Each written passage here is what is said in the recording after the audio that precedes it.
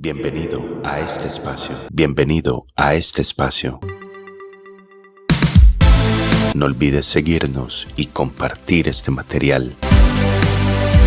El Pisain. Para la gloria de Dios. Para la gloria de Dios. Hola, bienvenidos a un episodio más de El Pisain Podcast para la gloria de Dios.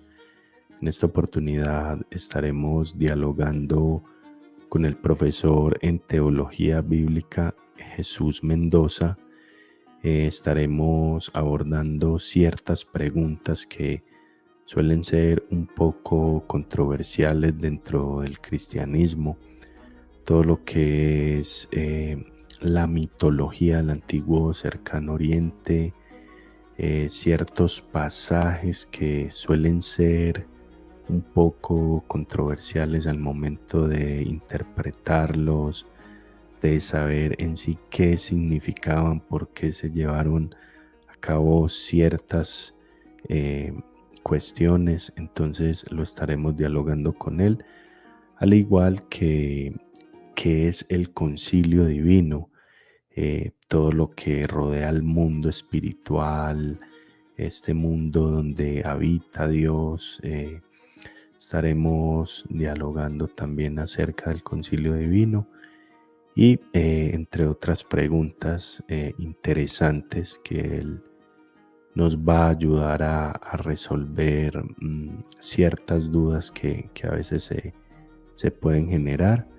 Entonces, sin más que hablar, demos paso a Jesús Mendoza. Y bienvenido aquí a este podcast, y quise charlar contigo pues y hacerte ciertas preguntas que a veces pueden ser como complejas y controversiales. He escuchado algunos podcasts en los que has participado y la verdad que pues información muy interesante pues que uno desconoce y que sé que también mucha gente normalmente desconoce, porque la mayoría de gente tiende a leer la Biblia muy literal, de una manera muy sencilla, y hay pasajes pues como un poco controversiales que a veces uno queda con la duda como que cómo fue esto, y uno lo va dejando pues como pasar, pero me parece pues que tienes como amplio conocimiento en ciertas cuestiones. Ok, vale. Gracias, Jimmy. También agradecido. Para mí siempre es un honor que me consideren para este tipo de actividades. Yo generalmente trato en lo posible de ser vamos a decirlo, un buen comunicador dentro de lo que cabe, porque yo sé que el área que uno toca dentro de la teología es una fibra sensible, sobre todo para las personas que son creyentes y que han basado su fe muchas veces en lo que dice la Biblia, ¿no? De hecho, bueno, yo la Biblia la tengo en tan alta estima que es básicamente el libro que más tengo, como pueden ver en la biblioteca. Claro, Y sí, además de eso, digamos que mi interés ha sido muy genuino. Yo soy cristiano de nacimiento, mi familia es, por lo menos mis dos padres son evangélicos. Mi sí, novia es católica, pero mis dos padres son evangélicos. Una gran parte de la familia de mi papá es católica y lo que resta de la familia de mi madre son católicos. Mis hermanos sí son evangélicos, todos básicamente. qué Y bien.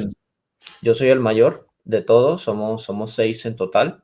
Y la realidad es que ha sido un poco duro, porque uno cuando es el mayor, pues le toca casi que vivir las novatadas de sus padres, ¿no? Entonces, bueno, Mm. la realidad es que crecí en una familia bastante marcada de lo que es la oración, pedirle a Dios, todo eso. De hecho, yo soy cristiano. Mucha gente tiene esa duda conmigo, pero no, en realidad yo soy cristiano, Sí, fuertemente creyente, y además de eso yo soy de una línea bastante ortodoxa. De hecho, me identifico, yo no soy evangélico, eso sí, pero me identifico mucho con la rama ortodoxa. Eh, Puedo decir que tengo una inclinación fuerte al protestantismo, ¿cómo no? Porque después de todo, católico no soy, no me defino con esa denominación, pero sí me separé un poco de la raíz paternal, en vista de que crecí en un ambiente evangélico que fue hasta cierto punto un poco problemático, ¿no? Porque desde muy joven tuve un interés por la teología, a mí siempre me gustó y es el área que yo enseño y es el área que yo estudio también, porque yo soy actualmente alumno en Escocia, en la capital de Escocia, Edimburgo. Yo estudio allá en el Seminario Teológico de Edimburgo. Eso es básicamente una de las grandes extensiones de la Universidad de Glasgow, la cual está justo al lado de la Universidad de Edimburgo. El punto es que estudiar en Edimburgo es estudiar en una de las capitales de la teología, cosas de Dios que me llevó hasta allá. Pero Qué la bien, realidad es que yo crecí muy cercano a la palabra, a la Biblia y también al querer entender conceptos, que es precisamente lo que yo estudio, el área de divinidad, todo lo relacionado con el mundo celestial, con el concilio divino, cosmología bíblica, el concepto de la deidad, mitología del antiguo cercano oriente, que es muy importante para entender muchas ideas. Bueno, todo eso, lo que es lo que la gente podría llamar la parte sobrenatural del texto, esa es la parte en la que yo he dedicado la mayor parte de mis estudios. Y bueno, desde la crianza que he tenido, gracias a Dios, eso sí se lo debo agradecer bastante a mis padres, ellos nunca fueron censuradores, sí en algunas cositas, pero realmente no fue que me limitaron a estudiar. De hecho, cuando empezaron a darse cuenta que me gustaba estudiar la Biblia, me apoyaron, me ayudaron mucho inmiscuyéndome en el mundo de cosas como la crítica textual, la comparación de manuscritos, lo que son las bases textuales. De hecho, inevitablemente para estudiar lo que yo estudio tienes que saber algo de eso o por lo menos tener interés en aprender porque es necesario claro. para entender cómo nos llega la Biblia. Y bueno, finalmente desarrollé mis estudios. Yo soy egresado del Instituto Israelí de Estudios Bíblicos de la Universidad Hebrea de Jerusalén, además de que participé en un programa de estudio del Departamento de Arqueología de Israel, eso es otra historia, pero ahí fue que aprendí bastante de lo relacionado a cosas como los manuscritos del Mar Muerto y esas cosas que te abren bastante la óptica a la hora de acercarse al texto bíblico porque ya dejas de ver la Biblia como un mero libro y empiezas a entender que la Biblia en sí es un conjunto de textos, es una biblioteca entera y que es algo bueno, tú bien lo dijiste, suele ser un poco distinto, polémico, pesado para la comunidad cristiana típica. Pues son cosas a las que la gente no se acerca. La gente piensa que cuando se acerca a la Biblia se acerca al mensaje de Dios. Sí, estoy bastante de acuerdo con esa definición, pero no es tan simple como que abres la Biblia y tienes la palabra de Dios. Por lo menos yo he aprendido a no verlo así. Claro. Ah, no, excelente. Muy bueno, sí, qué bueno tenerte aquí porque sé que tienes pues amplio conocimiento varios de estos temas. Entonces quería comenzar pues con estas preguntas que tengo aquí pues escritas y una de ellas es, hay un autor muy interesante que incluso he tenido la oportunidad de leer ciertas cosas de él, que es Michael Heiser, que falleció hace no mucho y escuché que hablaste incluso pues que en él se basó esta serie de Stranger Things, la que está en Netflix y todo esto. Y él hablaba mucho del tema del concilio divino. ¿Qué nos puedes contar así en sí qué viene siendo el concilio divino, que es algo con lo que no todo el mundo está familiarizado? Ok, bueno, muy buena pregunta. En primer lugar, te comento, el doctor Michael Heiser, yo tengo uno de sus volúmenes en tapa dura, esto ya casi que no existen, de su libro, uno de sus mejores libros, de Ocel Realm, El Reino Ah, sí, Invisible. El doctor Michael Heiser excelente. lo tengo con dedicatoria y todo del hermano que me lo dio. Estoy muy contento. A mí sí me entristeció bastante su partida, pero bueno, para todos los creyentes la muerte no es más que un paso más. Claro, Y la realidad es que sí, él fue muy influyente. No voy a decir, aquí sí soy bastante honesto, porque la gente piensa que cuando uno habla de Michael Heiser es como el único referente. No, de hecho el doctor Michael Heiser fue un pionero en meter el concepto del concilio divino, que es un concepto muy viejo en la academia, dentro del mundo evangélico, porque la realidad es que él, su público era más que nada la iglesia evangélica y el doctor pues logró meter poco a poco ese aspecto de la Biblia que la gente toca muy poco o poco entiende. Bueno, te puedo corregir en una cosa. Hasta donde yo sé, el doctor Michael Heiser no fue quien influyó el desarrollo de la serie de Stranger Things, sino que uno de sus libros está basado en Mm. explicar el concepto del Ah, inframundo entiendo. a partir de elementos que plantea la serie. De hecho, ese libro se llama The World Turned Upside Down, que es como el serie. Yo soy muy fanático de Stranger Things. De hecho, yo tengo un llaverito que no está por aquí, pero bueno, yo tengo un Demogorgon de Lego chiquitico. Y la realidad es que The World Turned Upside Down, que sería el mundo al revés, acorde al libro, es una forma en la que el doctor Michael Heiser matiza esa explicación que plantea esta serie para explicar cómo más o menos funciona el inframundo y cómo hay una comunicación entre el mundo de los vivos y el mundo de los muertos. Eso es Mm. mucho de cosmología bíblica, que de hecho no está limitado simplemente al planteamiento que hace. El doctor Michael Heiser fue astuto de utilizar esa serie, ya que era una serie en auge, es una serie en auge, para poder explicar un poco el concepto de qué es el inframundo y demás. Pero sí, ese libro es muy bueno. Yo soy personal que no lo he básicamente empezado del todo. Tengo otros libros que más bien me he ido enfocando más en leer, como lo es el libro de demonios, Demons, y el de Old Rim, y uno de mis favoritos de él, que es uno llamado Reversing Hermon. Ah, sí. Eh, pero volviendo a tu pregunta, ¿no?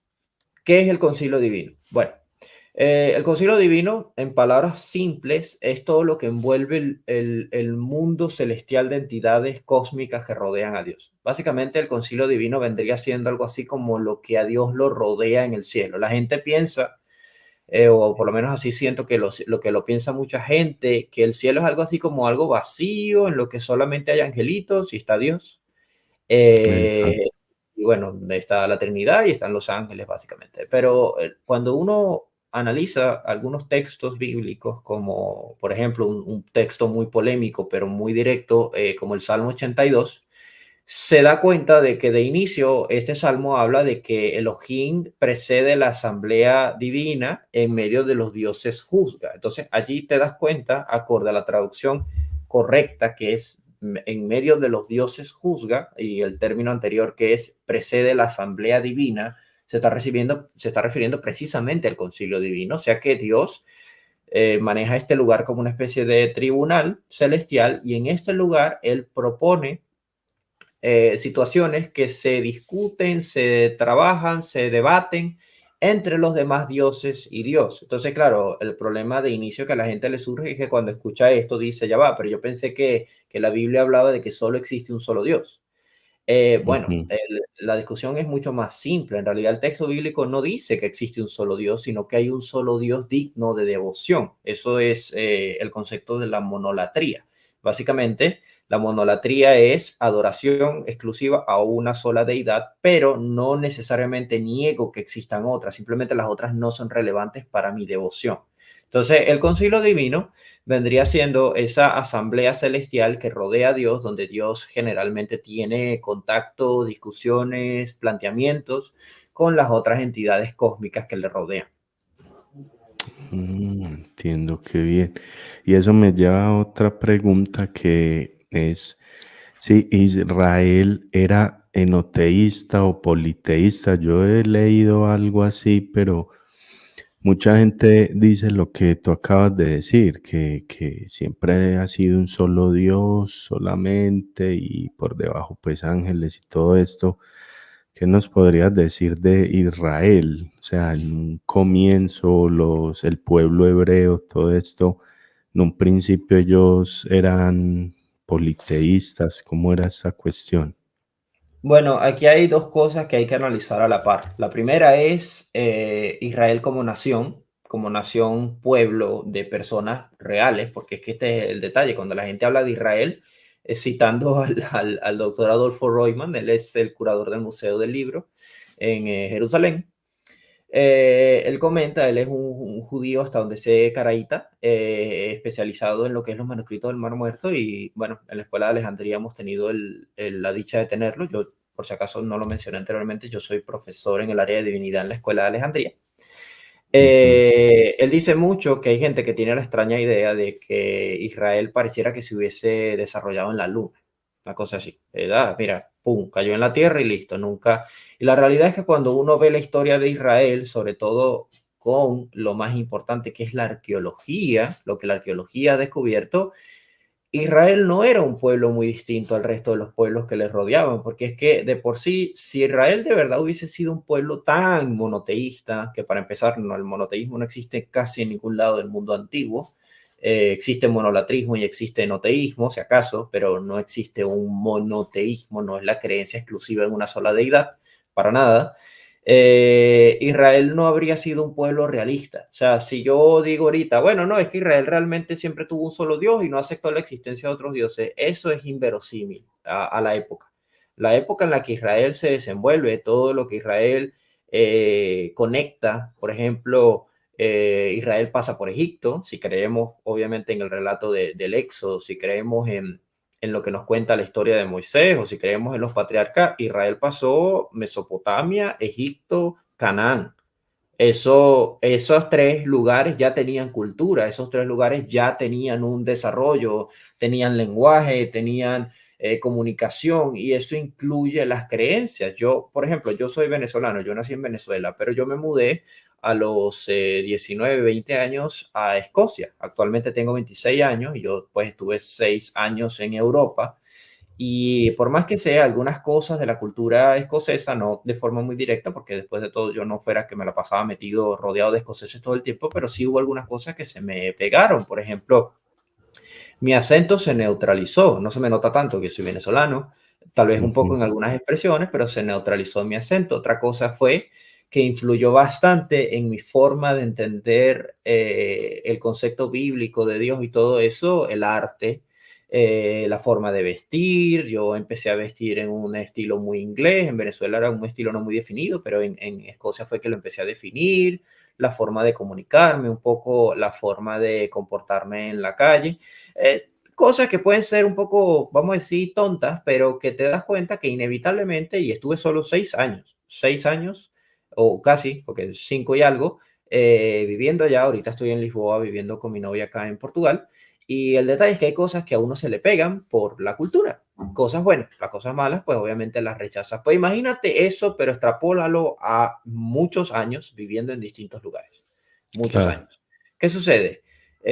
Si hipotéticamente yo me caso con una escocesa y no con una portuguesa, que por sí con la portuguesa tendría muy buen ejemplo. Si yo, bueno, sí, vamos a usarla ya de ejemplo. Si yo me termino casando con ella, yo voy a empezar a gustarme su comida, sus canciones, su cultura, al igual que ella absorbe la mía. Ella tiene jergas mías, dice cosas de los venezolanos, le gusta la comida venezolana. Eso es natural en el intercambio cultural de cualquier tipo de sociedad. Eso es totalmente normal. Lo que pasa es que en Latinoamérica a veces existe una especie de burbuja mental de que, bueno, no, es que Israel Dios le prohibió, sí, pero una cosa es que Dios lo prohibió, otra cosa es que le hagan caso. Entonces, sí, inevitablemente, Israel se vio afectada por la cultura. Bueno, eso no afectada en un mal sentido, simplemente tomó ideas culturales. Entonces, esas ideas culturales le hacen ser muy parecido a las culturas. Tenemos unos buenos ejemplos, que es que la arqueología ha descubierto una serie de dracmas de la época de la monarquía. Esto, un dracma es una moneda de cambio, dracmas. y estos dracmas se van a dar cuenta, yo los enseño mucho en mis diplomados y en mis cursos, que tienen descripciones hebreas al estilo del lenguaje paleohebreo o fenicio, como quieran llamarlo, y los dibujos en los dracmas son de, por ejemplo, serafines, y los serafines son cobras aladas al estilo egipcias, o un faramayar, que es el sol con las alas, que eso de seguro lo han visto en Egipto. Bueno, ahí está, Sí, una influencia egipcia en un dracma hebreo. ¿Qué pasó ahí? Bueno, que ellos tienen una conexión cultural con Egipto. Se supone que muchos de ellos vivieron en Egipto. Y bueno, de esa forma eso va pasando. Entonces, Israel, como nación, como tribu, como pueblo, como individuos vivos y reales, van intercambiando ideas culturales con otros lugares, y eso incluye los dioses. O sea, no fueron nunca un pueblo monoteísta, porque inevitablemente ibas a tener una esposa que le iba a gustar otro dios, no necesariamente es el tuyo. Tenemos un caso bíblico que es con las esposas de Jacob. Las esposas de Jacob, después de que Jacob se las lleva de que es casa de su padre Labán, si mal no recuerdo, él tenía dos esposas, la Raquel va. y Lea. dice que Raquel le robó los terafines a su padre. Un terafín es algo así, esto es un ídolo casero, esto es mi pequeña estatuilla de arcilla del dios Marduk. Entonces, esto Sí, básicamente sería lo que sería un terafín. Aquí tengo otro que es del dios El, del panteón cananeo. Estas yo las hago porque a mí me gusta mucho hacer figurillas con las. interesante. Entonces, ella se llevaría esos terafines y los escondería de su padre. Bueno, pero se supone que ella es una mujer que cree solamente en el Dios verdadero, que es el Dios de Jacob. Pues no, en realidad ella seguía teniendo sus dioses. Lo que pasa es que Jacob tenía el suyo y eso le influenció a ella, como también en algún punto él se dio cuenta que ella tenía devoción por sus divinidades y finalmente hay una parte en el libro del Génesis donde Jacob se lo recrimina, le dice, saquen de en medio de ustedes a sus dioses. Eso tiene que ver precisamente porque sabía que ellas tenían otras divinidades. Entonces eso pasa Claro. ahí y eso pasa mucho a lo largo de toda la historia del texto bíblico, porque si eso no fuese así de natural, de verosímil con la realidad, no tendríamos algunos casos como los casos del profeta Elías. Por ejemplo, el profeta Elías tenía conflictos con los sacerdotes de Baal. ¿Pero por qué? Bueno, básicamente porque los sacerdotes de Baal preferían adorar a Baal y no a Yahvé. Y eso tiene sentido, considerando que ellos creen en más de un Dios. ¿Me explico? Sí, excelente. Entonces, podríamos decir también que la revelación de Dios se va dando como de una manera progresiva y decir también como que Jesús le da una, esa restauración a lo que era quizá las religiones antiguas, o sea, se ve como más revelación ya con Cristo como una restauración, o qué podríamos como pensar en ese aspecto. Bueno, fíjate, yo aquí tengo que ser muy tajante. Algo que en la academia se maneja con bastante honestidad y que hay que ser muy directo es qué pensaban los autores del Nuevo Testamento respecto a Jesús, ¿ok? Jesús de Nazaret. Una de las conclusiones más fuertes, y esto hay multitud de tesis para esto, es la famosa tesis de los dos poderes en el cielo, lo cual es el módulo 3 de mi diplomado del Concilio Divino, donde se habla de dónde se origina la creencia judía que iba a tomar el cristianismo para identificar a Jesús de Nazaret como Dios, ¿no? ¿Y qué sucede aquí? Cuando ellos identifican a Jesús con Dios, no lo identifican con el Dios Altísimo, no lo identifican vamos a llamar, con el Lión, que es el texto, es el término hebreo que se aplica al Padre de los dioses, sino que identifican a Jesús con el mismísimo Yahvé, con el Dios de Israel. Ellos creen que Jesús es la encarnación física de Yahvé. Esa es la fe primaria del cristianismo. Jesús es Dios, pero Jesús no es el Padre. Jesús no es la entidad paternal del concilio divino que bien reflejada se ve en la Biblia hebrea. Se le llama Elohim, se le llama el León, el Dios Altísimo. De hecho, una de las cosas que yo siempre le digo a mis alumnos y a mis compañeros que tienen que prestar la atención es que en el Nuevo Testamento, sobre todo los seres celestiales, demonios o ángeles, no llaman a Jesús Altísimo, dicen que es el Hijo del Altísimo. Eso es muy El importante, Altísimo. porque implica que ellos están relacionando a Jesús con la entidad que la Biblia hebrea identifica que es Yahvé. Yahvé es primariamente uno de los hijos de Dios.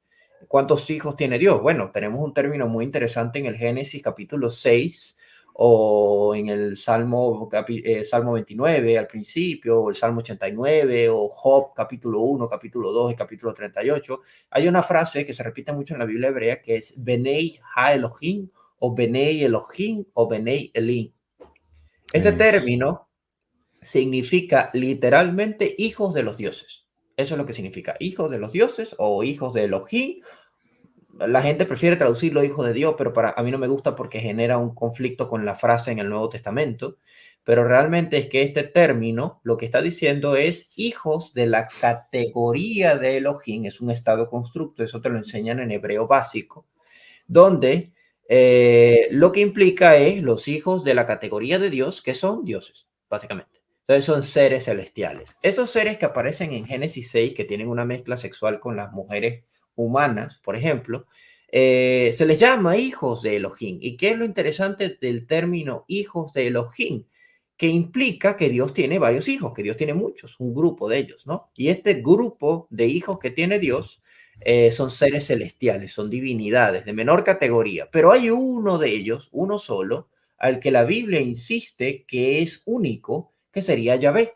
Este hijo de Dios es el que el Nuevo Testamento llama el unigénito Hijo de Dios. El término monógenes en griego significa de única genética o de única especie. Eso es algo que explica el doctor Michael Heiser, pero en realidad lo explican muchos otros eruditos como Larry Hurtado, Michael Bird, por ejemplo. Son otros que también han explorado ese concepto y dice de dónde viene la raíz trinitaria de que Jesús es Dios y de que Jesús es el unigénito Hijo de Dios. Bueno, viene de ahí precisamente, de que Yahvé es el único hijo engendrado de Dios. Los demás son creados, son dioses, vamos a llamarle subordinados a la creación. O sea Entonces, que nosotros tenemos el concepto de que cuando se menciona Yahvé es el Padre, o sea que eso sería algo que no, porque bueno, Jesús vemos también que él nunca menciona a Yahvé, Jesús nunca menciona como que el Padre fuera Yahvé y a veces la gente habla de ese tema, entonces interesante eso que dices que Yahvé sería el Hijo unigénito. Sigue ahí desarrollando y me respondes. claro, claro. Bueno, eso que dices sí es importante porque la creencia arcaica de Israel, aquí hay una cuestión que hay que entender y eso se sabe tanto por arqueología, por la misma referencia bíblica. La creencia arcaica de Israel, es decir, las referencias más antiguas que tenemos del texto bíblico, es que Yahvé es contado como el hijo de Elión, el unigénito hijo del Altísimo.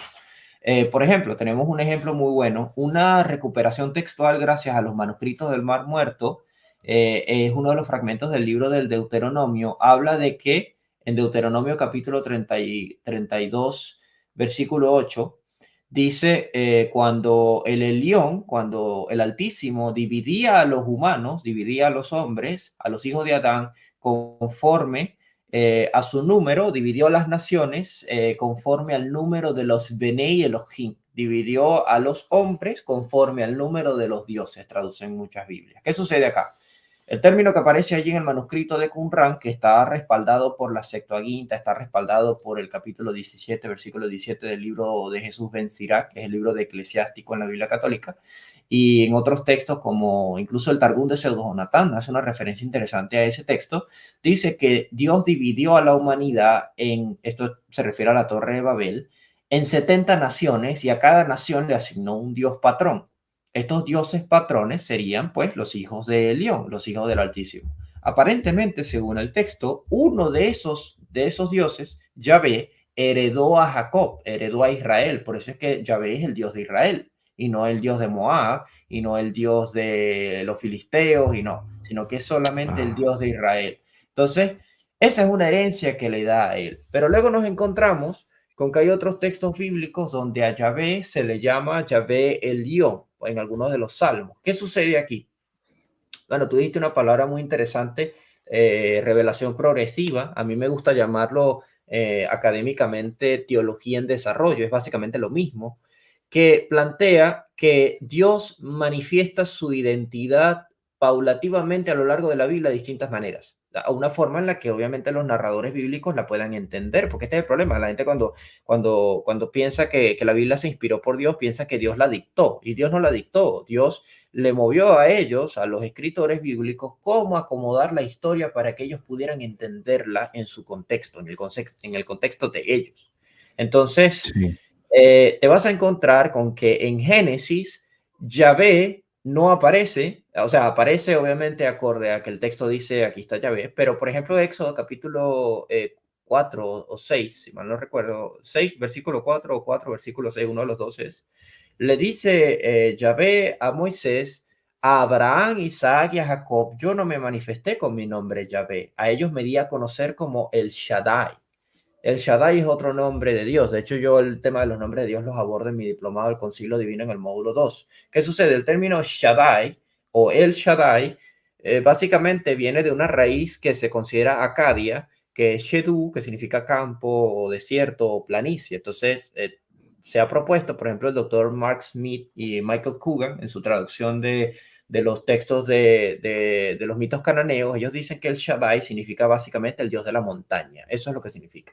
Entonces, otros dicen que en realidad se refiere al dios del campo salvaje, otros dicen que es el dios del desierto, pero no desierto de arena, sino desierto de donde no hay gente, pues, Exacto. digamos un valle. Entonces, es interesante porque cuando uno se va a la Biblia, Yahvé se aparece a Moisés y a muchas personas en las montañas. O sea, se le aparecía a la gente ahí. Hace sentido que ese sea el nombre por conexión. Ahora, el dato está en que este es el nombre con el que él dice que se le manifestó a los patriarcas, como dando a entender que él no es una deidad subordinada a una nación específicamente, sino que él escoge a Abraham. Entonces, cuando él escoge a Abraham y a los patriarcas, él empieza a hacerles unas promesas a ellos, donde básicamente la promesa es, y la principal promesa dada a Abraham, yo haré de ti una nación grande. Entonces yo me encargaré de crear esa nación llamada Israel, una nación que me sirva a mí, que sea moralmente superior y distinta al resto de las naciones, por cuanto su Dios quería un código de santidad para ellos.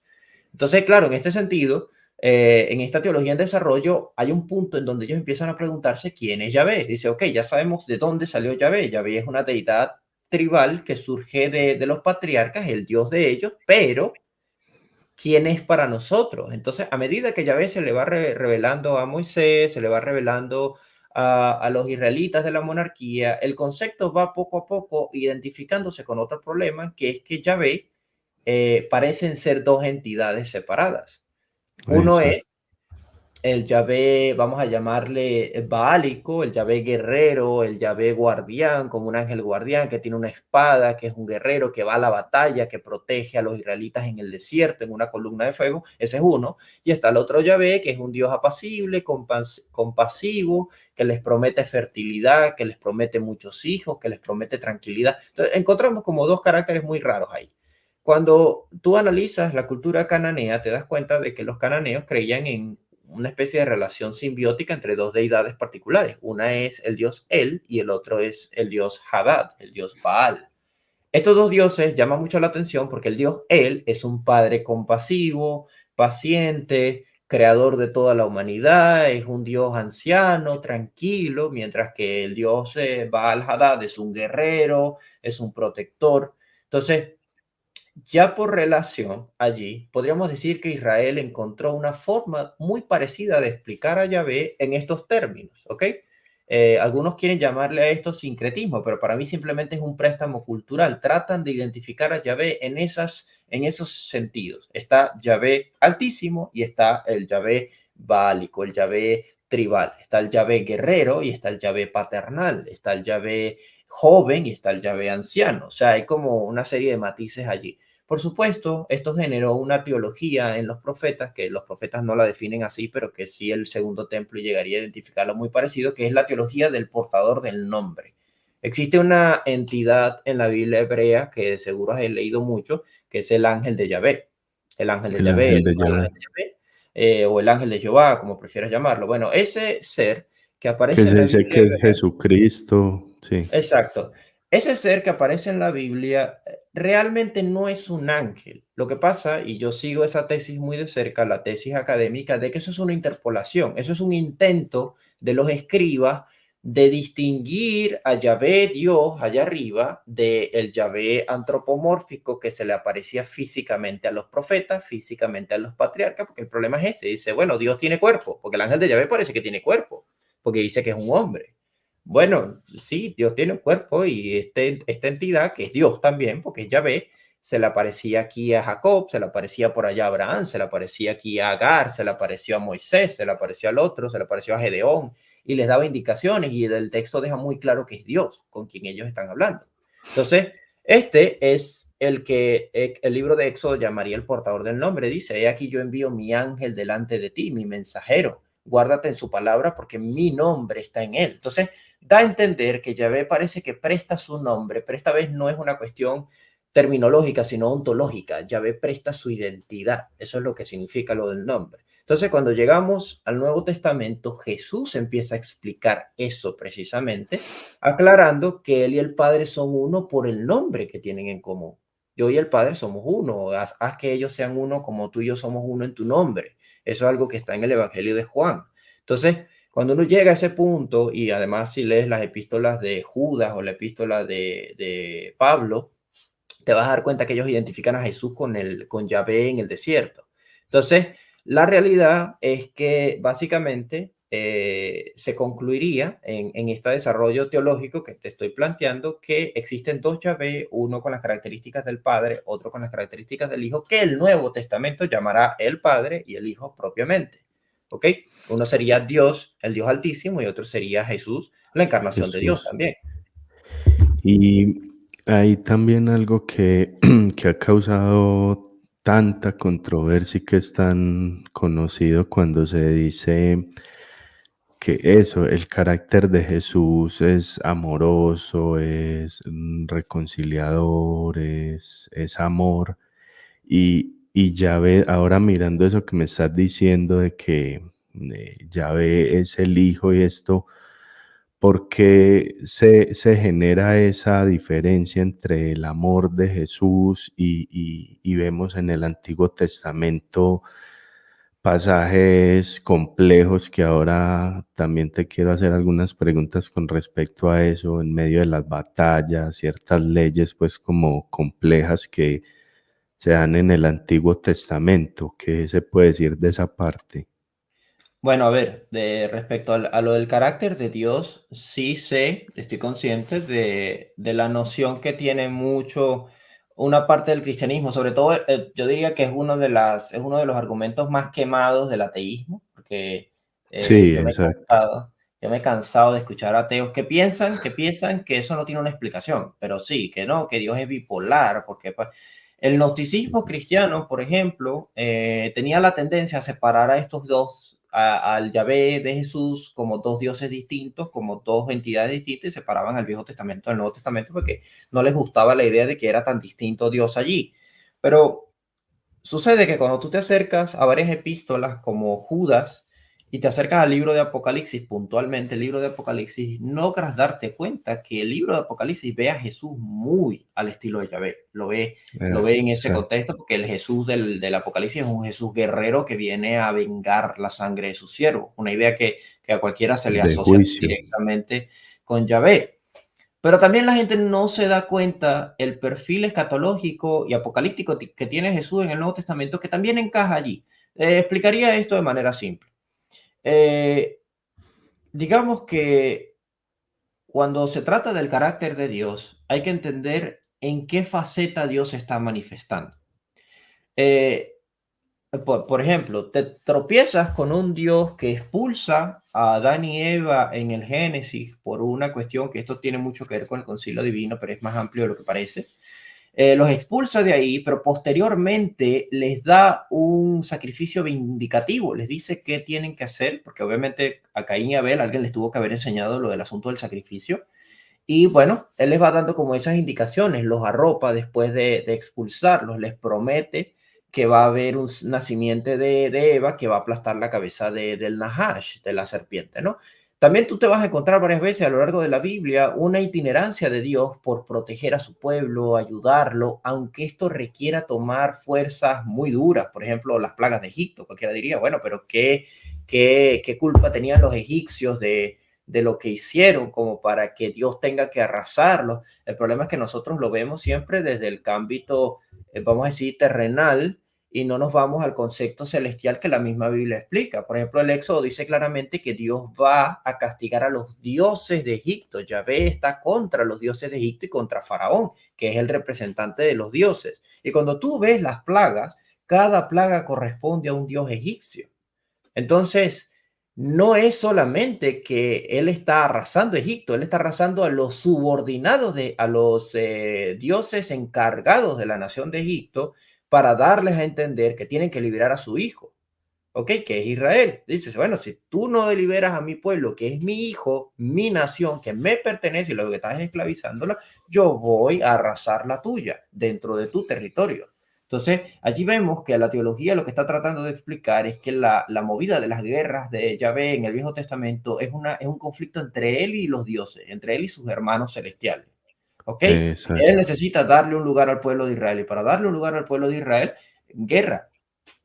Mm, Claro, Esto choca mucho porque mucha gente lo ve como que, bueno, no, es que en realidad esto es una locura porque él pudo haberlo manejado de otra forma, pero es que no estamos hablando del siglo XXI. Esto no se manejaba igual hoy en día, se No es manejaba en lo esos mismo. contextos. Exacto, la gente hace muchos anacronismos. No, voy a jugar la Biblia de genocida y de esto y lo otro y te levanta la batuta moral. Cuando el texto, si lo quieres considerar mítico, legendario, eso es tu criterio, que yo no estoy metiéndome en ese campo, pero teológicamente tiene una explicación. Claro. Y entonces, por esa misma línea, pudiera uno dar respuesta a algo también que es ya tan trillado, de que por qué en estas leyes Dios mandaba asesinar bebés, mujeres, ancianos, cuando mandaba arrasar con todos estos pueblos, con Canaán. También, o sea, serían en ese mismo aspecto de que habían momentos en que Dios tenía que usar ya más la fuerza, por decirlo de esa manera. Bueno, primero hay que discutir dos cosas, ¿no? Tú te vas a encontrar en el ámbito cristiano, estoy hablando dentro de la academia, la parte cristiana, con dos conflictos. El primero es el que plantea que esto puede ser una hipérbole, o sea, que esto puede ser una exageración, es una forma de decir hoy en día, no quiero que ni uno quede de pie. Obviamente no te vas a asegurar de que todo Sí. el ejército quede exterminado, pero cuando dices ni uno quede de pie es una forma de decir que ninguno de ellos se atreva a levantarse de vuelta, o sea, o cuando dice, mira, yo vi a mi papá, venía molesto, lo que venía era cortando cabezas, ¿no? Esa es una frase que usan mucho en mi país. Bueno, Ah, sí. sabemos que mi papá no va a matar a nadie, pero llega cortando cabeza, es que de verdad llegó reprendiendo a medio mundo. Pero tú te dices, bueno, pero es que si de verdad mandó a exterminar a todos, ¿cómo es que esas naciones seguían existiendo más adelante en el texto? Como una O- contradicción allí. Entonces lo puedes eh, tomar como una hipérbole y ya. Yahvé está simplemente usando un lenguaje bélico general. Por ejemplo, cuando digo, no, es que vinieron millones y nos arrasaron. Bueno, millones de repente, ¿cuándo? Pues, por ejemplo, aquí en Lisboa, en las Jornadas Mundiales de la Juventud, hubo 1 millón de personas, un poquito más, acá en la ciudad y la ciudad no se aguantaba. No me imagino que hubiesen entrado 2, 3 millones para acá. O sea, se claro. acaba Lisboa. Entonces tú te das cuenta de que es una hipérbole. Tenemos un lenguaje muy parecido en los mitos mesopotámicos, en la epopeya de O como Gilgamesh. cuando despiden a alguien en una empresa, están mochando cabezas Exacto, tú la dices lo empresa. mismo, y tú dices, bueno, que es que la empresa no le cortó la cabeza a nadie, simplemente es que, Ah, o por ejemplo, sí, sí. también cuando dice, no, chamo, cuando el jefe te vea, te mata, Tem- ya eso, exacto, dices, no, no, ah, no lo va a matar, pero de seguro lo va a botar o le va a echar un regaño gigante porque hizo algo mal. Entonces, claro, tú memorando, entiendes sí. que uno todavía habla en ese sentido, pero hay gente que es demasiado literalista con la Biblia, entonces cuando se acercan a ese tipo Ah, de textos, piensan de verdad que eso es así. Y dice, no, te encuentras con que el rey David acabó con ciertas personas. Y dice, pero ¿cuántas veces van a acabar con los filisteos? Pues no acabaron con los filisteos, simplemente tenían guerras sí. constantes. Y bueno, en esa guerra constante a veces se retiraban, a veces venían. Ok, como por ejemplo, dice que Dios envió al ángel de Yahvé a Jerusalén y en ese día murieron tantos. Es muy posible que sea una hipérbole para referirse a algo simbólicamente. Es lo mismo de las 70 naciones. Hay gente que sabe que las 70 naciones descendientes de los hijos de Noé no eran 70, podían ser más, podían ser menos. El 70 lo que pasa es que es un número simbólico que envuelve todo lo conocido. ¿Me explico? Igual que en Apocalipsis. En Apocalipsis te das cuenta que dice, por ejemplo, que que los siervos de Dios son 144,000. Y cuando tú te das cuenta de esta referencia bíblica a los cristianos no somos 144,000, somos miles y miles. Lo que pasa es que Miles. es una forma simbólica de envolver el número. Pues 244, 144,000 son 12,000 por tribu. Ah, ok, te Sí. entiendo, sí, que es un símbolo allí, vamos a decir, gemátrico. Entonces, son cosas que la gente no tiene que tomar tan literal, porque es que cuando las tomas literal es cuando empiezas a confundirte, ya que no entiendes la forma en la que la Biblia se expresa y no habla como hablamos nosotros hoy en día. ¿Me explico? Claro, es muy diferente. Como decía una persona, si mi mamá molesta conmigo, me hubiese enviado un WhatsApp, mi mamá que es una mujer muy folclórica cuando está molesta, ella dice, no, mira, es que de verdad cuando te vea te voy a colgar de los tobillos en el patio de la casa y a tu hermano le va a caer no sé, le van a caer las plagas de Egipto. Ese mensaje 5.000 años en el futuro lo encuentra algún científico. Esta señora era una asesina, aquí colgó al hijo, lo torturó. ¿Me explico? Pero es Sí, que sí, era así como hablaba, eso es todo, no es simplemente, no claro, es que me va a hacer eso. Entonces, son cosas que la gente tiene que entender. Esa es una de las posturas de la academia, la parte de la hipérbole. O sea, hay exageraciones en el hipérbole. texto, es una forma de decirlo, es totalmente válido.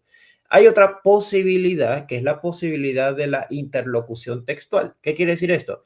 Como sabemos que el Pentateuco sobre todo tiene fuentes variadas. Yo sigo muy de cerca un trabajo muy bueno respecto a eso. Está de este lado, perdón. Está aquí arriba. Eh, es el trabajo del doctor Friedman, Richard Elliot Friedman. Aquí lo pueden ver. The Bible with the Source Revealed, así se llama, la Biblia con la fuente revelada. No creo que Sí, exista en español. Bueno, básicamente el doctor Friedman lo que hace es separar el texto bíblico por fuentes y él hace esto. A ver si se ve en la cámara. sí, ahí Ok. se ve. Está Por separado colores. por colores. Él separa las fuentes. Él divide el Pentateuco en más o menos unas 10, casi 11 fuentes. Y él dice que hay fuentes que son yavistas, donde aparece el nombre Yahvé. Hay otras fuentes que son elogistas, que prefieren llamar a Dios Elohim. Hay otras fuentes que son la sacerdotal, priest, y así sucesivamente. Son distintas fuentes, ¿no? ¿Qué es lo interesante de este matiz de él? Tú te das cuenta cuando una fuente adquiere más fuerza que la otra. Y estas fuentes pueden incluso generar ciertas contradicciones. Claro, la gente le llama contradicciones y dice, no, la Biblia no tiene contradicciones. A menos que tú consideres que estas fuentes quieran contar una historia desde su óptica, ellos van a favorecer su óptica. Y eso es natural en un texto. Es como que alguien cuente la historia de mi vida y la cuente desde tres perspectivas.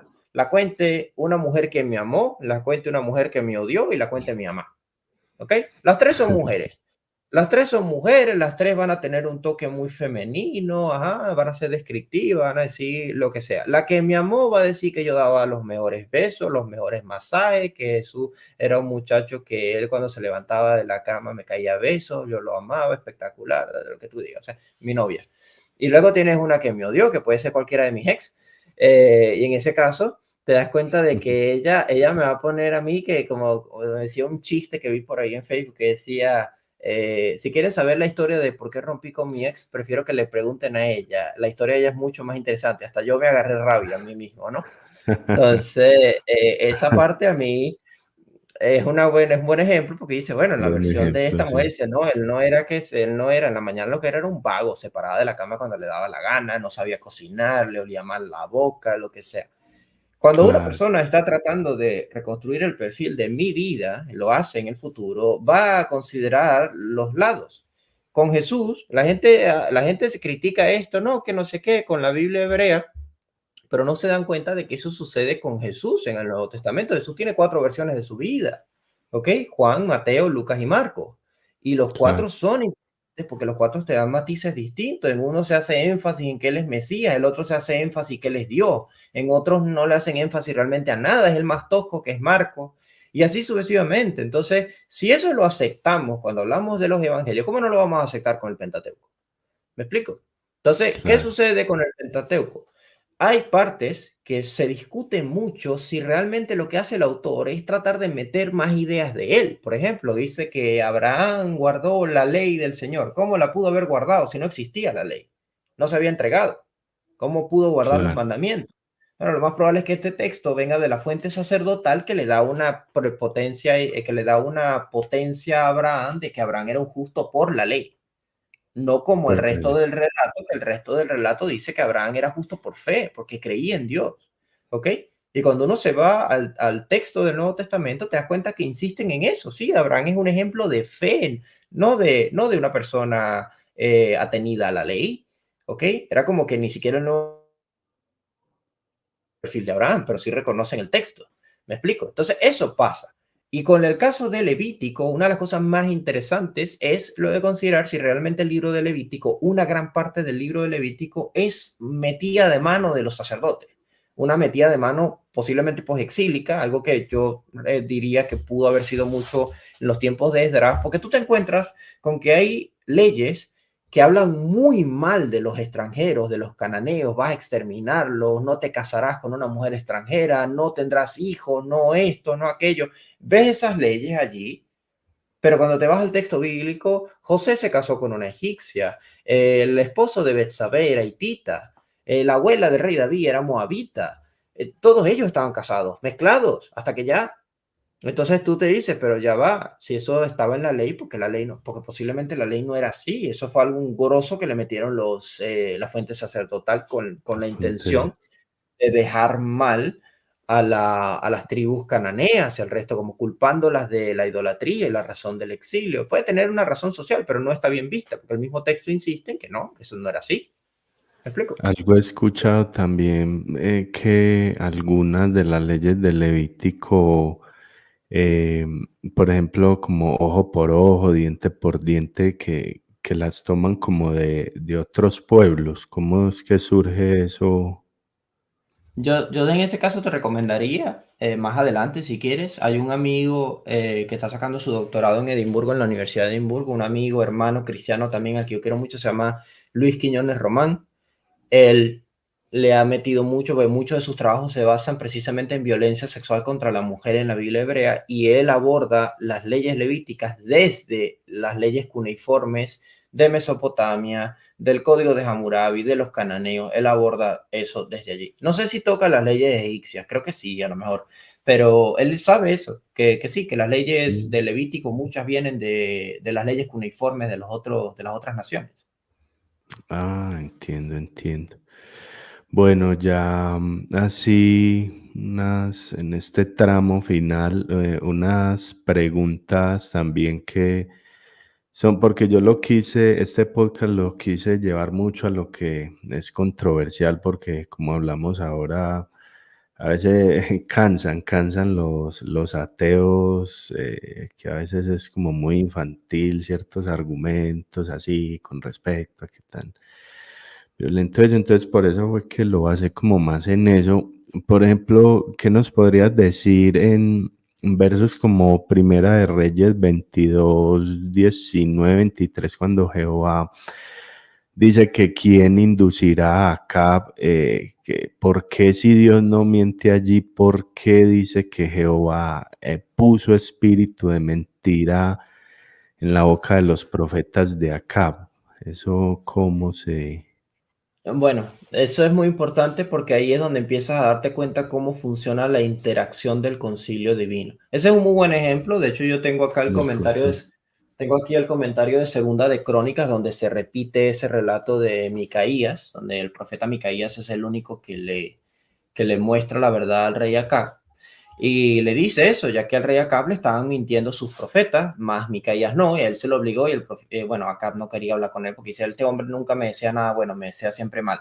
Entonces, en esa disputa, Acab, Micaías le cuenta al rey Lode que efectivamente él había visto a Dios y que había visto el concilio divino. Eso fue lo que a él lo colocó como un profeta genuino, porque todos los profetas en el Antiguo Testamento y también ideas del Nuevo Testamento tienen que haber pasado por el concilio divino para poder profetizar, tienen que ser enviados por el concilio divino. Ese es el caso de Isaías, cuando dice, ¿quién irá por Sí. nosotros? Y es Isaías el que se ofrece, ¿no?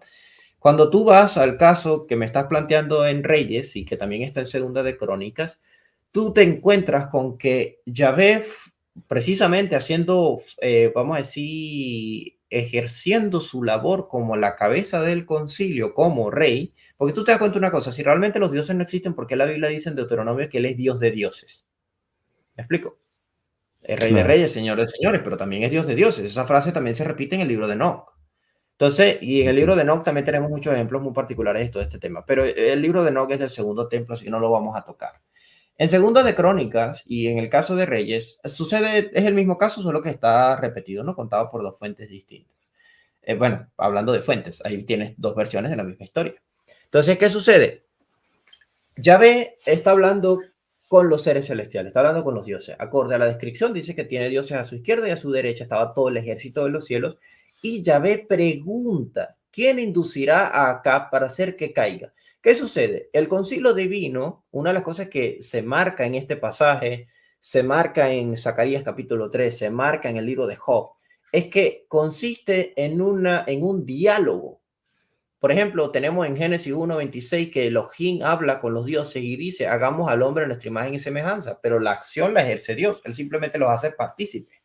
pero la ejerce él, porque dice ella, Elohim creó solo, en singular, él crea solo. Es que estos seres no pueden crear, estos seres solo son administradores, tienen funciones, pero no son Dios como Dios. Son dioses en el sentido de que están en la esfera celestial, pero no son de la categoría de Dios, por lo menos no en su naturaleza. ¿Ok? Me hago entender ahí, ¿no? No son Sí, unigénitos, sí, básicamente. Entonces, el detalle exacto. está en que él habla con ellos y el diálogo que mantiene con ellos siempre es en una intención de someter a prueba una situación. En el libro de Job, por ejemplo, encontramos que el Ha-Satán, que no es Satanás, es una entidad celestial que el texto no define, Ujú. dice que estaba entre los Bene y Elohim. Dice, vino el día en que se van a reunir los dioses y entre ellos vino el acusador. Aquí el término que se le aplica a él no es un sustantivo como él se llama Satanás, no, sino su función es Satanás. Él es un acusador. No sabemos quién Un es, puede ser acusador. cualquier dios, puede ser cualquier dios, es como Mm, un fiscal. Él aparece allí en escena y él le dice a Yahvé, perdón, él aparece ahí en escena y Yahvé le pregunta, ¿dónde has estado?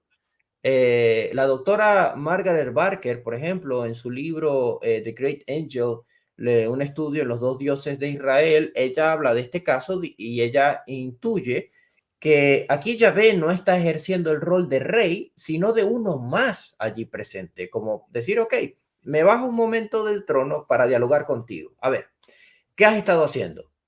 Y el Hasatán le responde, bueno, yo he estado rodeando la tierra.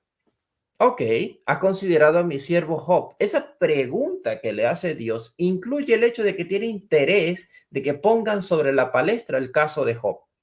Y por supuesto, el mm, Hasatán le dice, bueno, yo no creo que Job te sea fiel de forma genuina, yo creo que Job te es fiel porque le has dado todo. Entonces Dios le dice, bueno, ¿qué te parece si le quitas todo? Si le quitas todo, sí, es más, si le quitas todo, te va a dejar de seguir. Ok, esa posibilidad era real, o sea, Job podía irse con otros dioses que le garantizaban algo mejor. Él dice, bueno, dale, quítale todo. Le quita todo y posteriormente se vuelven a reunir. Y en el momento que se vuelven a reunir, vuelve a pasar lo mismo. Dios le dice, viste, no, pero es que todo el hombre lo dará por su vida. Si tú me dejas matarlo, ¿cómo es? Si tú me dejas tocar su cuerpo, vas a ver que va a cuerpo. dejar de creer en ti. Dios le dice, bueno, sí, está bien, tócalo, pero no lo mates. Entonces, ese Ujú. no lo mates infiere que Dios sigue teniendo el control de la situación, simplemente le cede a él la Claro. posibilidad de probar la fidelidad de su siervo. Eso sucede a lo largo del texto bíblico. Por ejemplo, en el Nuevo Testamento vemos que Jesús en un punto le dice a Pedro, Satanás os ha solicitado para zarandearos como Zarandeados. a... Exacto, entonces claro, ¿qué es lo que está diciendo? Jesús, que está conectado, vamos a decir, místicamente con el concilio divino, ve la petición de Satanás, ve lo que Satanás le está pidiendo al concilio y dice, mira, ¿sabes qué? Que por allá andan preguntando por ti, pero yo aludí la petición, ¿ok? Por tu bien. Wow. Tú te das cuenta en ese contexto que eso sucede así, que está ese sentir. O por ejemplo, cuando tú te vas a Apocalipsis, ves que están los 24 ancianos que se entienden como seres celestiales allí dentro del concilio divino y Juan se siente mal porque alguien, un ángel grita, alguien digno de abrir el rollo y no hay nadie. Y Juan se pone a llorar y es uno de los ancianos el que le dice, ¿no? No, tú te das cuenta que ellos no son seres estáticos, estoicos como estatuas, hablan, interactúan. Este anciano le dice a Juan, no llores, ahí está el cordero, él es digno de abrirlo, así que tranquilo. Entonces, ese Mm, diálogo te marca lo mismo que sucede en Crónicas y en Reyes. Esta reunión celestial, Yahvé es el que propone la idea. Yahvé quiere deshacerse de acá, pero fíjate que él no lo tienta, porque lo dice el texto bíblico, Dios no tienta a nadie. Entonces, él no lo exacto. tienta, él le pide a los dioses que ellos decidan qué pueden hacer. A ver, bueno, vamos a ver, ¿qué podemos hacer con acá?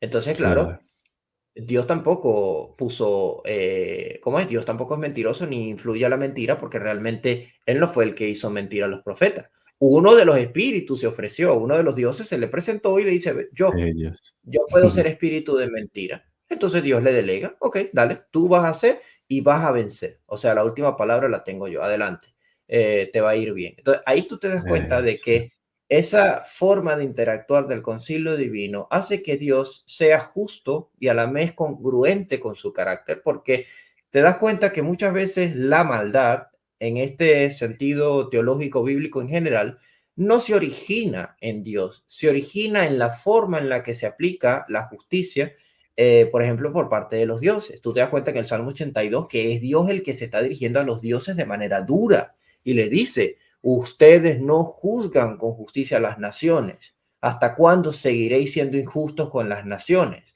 Ok, no las Ujú. cuidan. Entonces, ¿saben que van a morir como hombres? Como Y hombres. levántate, oh Elohim, y hereda las naciones. Como si si Elohim le estuviese hablando a Yahvé y le dice, levántate tú y juzga las naciones y tú las puedes heredar. O sea, prefiero que tú las tengas y no ellos, porque ellos no las están cuidando. Es donde nace el concepto de la rebelión celestial.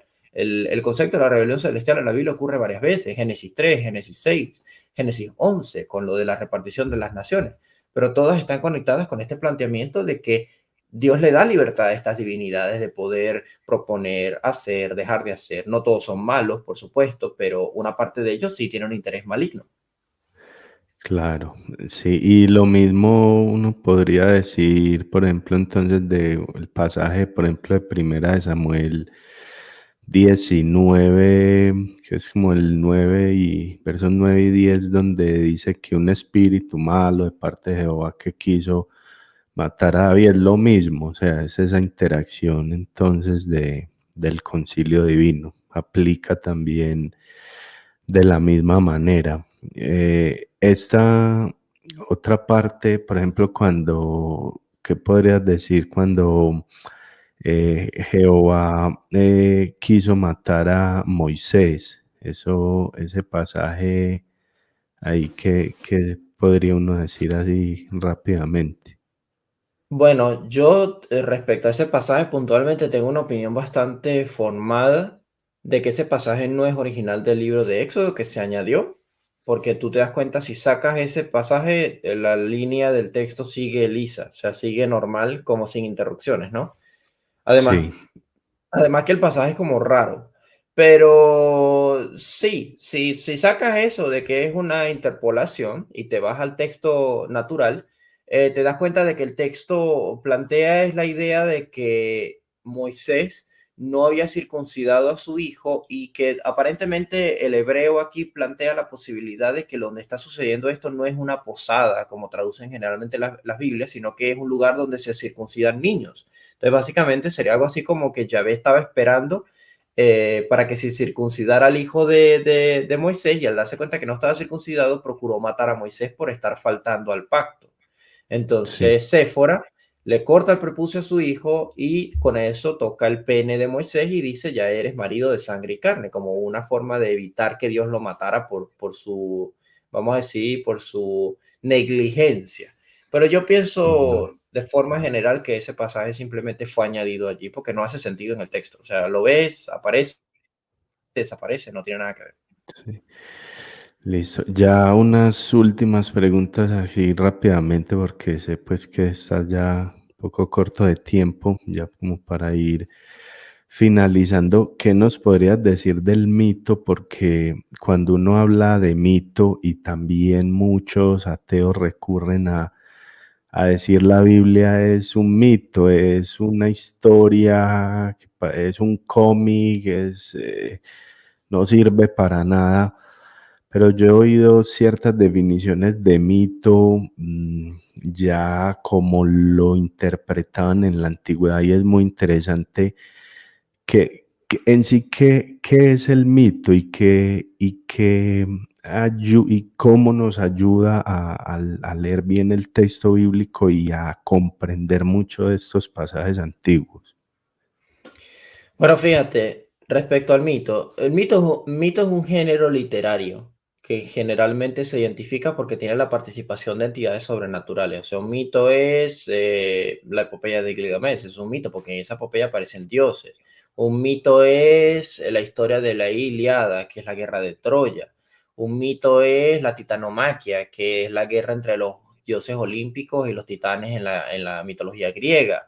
Un mito es el Popol Vuh, que es el relato de la creación en Mesoamérica. O sea, mitos son todo eso que incluyen naturalmente la presencia de deidades. En ese sentido, sí, la Biblia tiene bastantes mitos, ¿ok? Pero es que la Biblia sigue el mito como un género literario, no como ficción, que ese es el problema.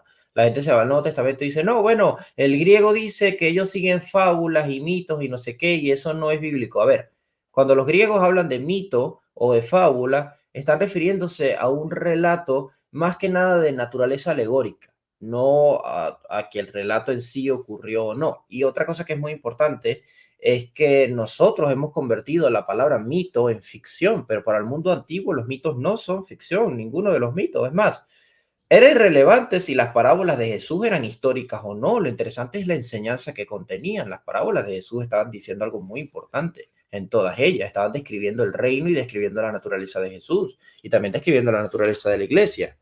Ahora, Claro.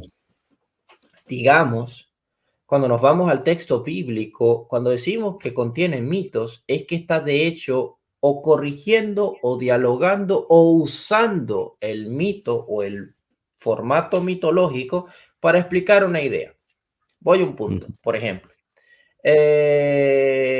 Cuando tú hablas del caso de la Ilíada de Homero, el libro de la Ilíada, sabemos que es donde se relata la historia de la guerra de Troya. Sabemos que el relato es un mito. Ok, pero la guerra de Troya ocurrió. La guerra de Troya, hay hallazgos arqueológicos que apuntan a que la guerra de Troya fue verídica, ocurrió.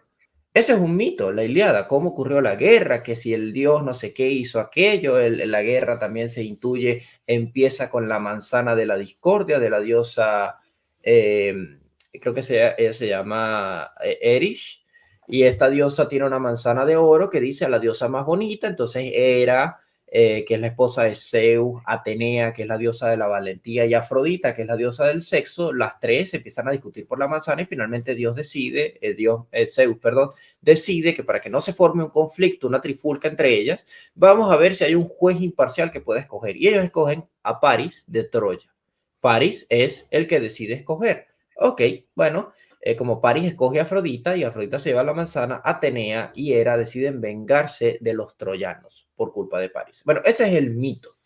Esa Ese parte es no el es mito. histórica y esa parte no es relevante, pero la figura de Paris pudo haber existido, probablemente era un príncipe troyano.